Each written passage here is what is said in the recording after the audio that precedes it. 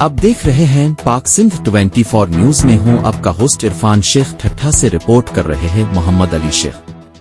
सदका जारिया के तहत वाटर सोलर प्रोजेक्ट का क़याम, मुस्तहक़ीन की दुआएं। जिला ठट्ठा के गांव गिल हसन मल्ला में महमूद साबिर मस्जिद वालफुरकान ट्रस्ट के ज़ेरे निगरानी सदका जारिया के तहत एक वाटर सोलर प्रोजेक्ट नस्ब किया गया, जिसका मकसद इलाके की 60 गरीब और मुस्तहिक फैमिलीज को साफ पानी फराहम करना है।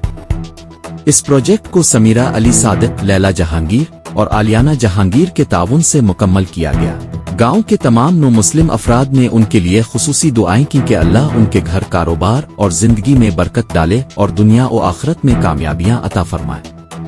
महमूद साबिर मस्जिद वालफुरकान ट्रस्ट की जानिब से अंदरून सिंध के पसमानदा इलाकों में मुताद्दिद पानी के प्रोजेक्ट्स मुकम्मल किए गए हैं और ये ट्रस्ट गरीबों, मुस्तहक़ीन और नो मुस्लिम अफराद की हर मुमकिन मदद करता रहता है, चाहे मुश्किल वक्त सैलाब की सूरत में हो या कोरोना जैसी आफत में।